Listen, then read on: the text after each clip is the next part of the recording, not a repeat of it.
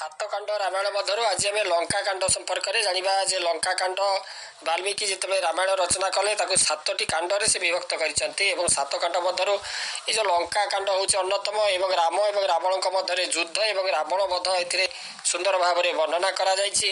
ଏବଂ ଆମର ଯଦି ଦେଖିବା ଆମର ଜାମ୍ବବନ୍ତଙ୍କର ଆଦେଶ ପ୍ରକାରେ ନଳ ଏବଂ ନୀଳ ଦୁଇ ଭାଇ ସେମାନେ ବାନର ସେନା ସହାୟତାରେ ମହୋଦଧିରେ ସେ ଯେଉଁ ସମୁଦ୍ରରେ ସେତୁ ବାନ୍ଧିଲେ ସେତୁବନ୍ଧ ବାନ୍ଧିଲେ ଏବଂ ଶ୍ରୀରାମ ସେଠାରେ ଶ୍ରୀ ରାମେଶ୍ୱରଙ୍କର ସ୍ଥାପନ କରି ରାମେଶ୍ୱର ଶିବଲିଙ୍ଗ ସ୍ଥାପନ କରି ଭଗବାନ ଶଙ୍କରଙ୍କର ପୂଜା କଲେ ଏବଂ ସେତୁବନ୍ଧରେ ବାନର ସେନା ସହ ସମୁଦ୍ର ପାରି ହୋଇ ସେମାନେ ଲଙ୍କାଗଡ଼ରେ ପ୍ରବେଶ କଲେ ଏବଂ ସମୁଦ୍ର ପାର ହୋଇ ରାମଙ୍କର ସେଠାରେ ମଧ୍ୟ ଡେରା ପକାଇଲେ ପ୍ରଭୁ ଶ୍ରୀରାମଙ୍କର ସେନା।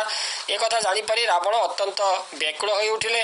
ରାଣୀ ମନ୍ଦୋଦରୀ ରାମଙ୍କ ସଙ୍ଗେ ମାନେ ଶତ୍ରୁତା ନ କରିବା ପାଇଁ ତାଙ୍କୁ ବୁଝାଇବା ପରେ ମଧ୍ୟ ରାବଣର ଅହଙ୍କାର ଆଦୌ ଗଲା ନାହିଁ। ଏପଟେ ଶ୍ରୀରାମ ନିଜର ବାନର ସେନା ସହିତ ସୁବଳୟ ପର୍ବତ ଉପରେ ଅବସ୍ଥାନ କରିବାକୁ ଲାଗିଲେ ଏବଂ ଅଙ୍ଗଦ ରାମଙ୍କର ଦୂତ ହୋଇ ସେ ଲଙ୍କାରେ ରାବଣଙ୍କ ପାଖକୁ ଗଲେ ଏବଂ ତାଙ୍କୁ ଶ୍ରୀରାମଙ୍କର ଶରଣ ନେବାକୁ ତାଙ୍କୁ ପରାମର୍ଶ ଦେଲେ, କିନ୍ତୁ ରାବଣ ମାନିଲେ ନାହିଁ।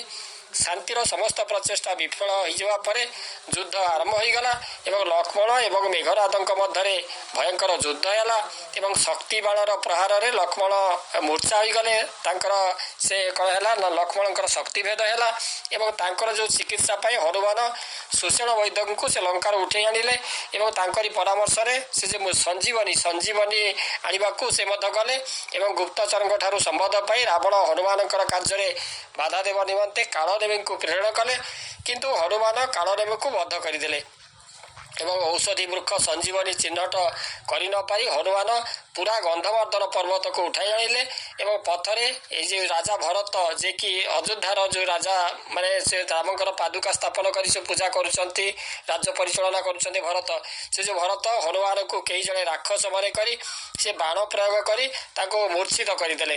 ହେଲେ ସତ୍ୟ ଜାଣିବା ପରେ ଆଉ ଏକ ବାଣରେ ବସାଇ ତାଙ୍କୁ ଲଙ୍କା ପଠାଇଦେଲେ।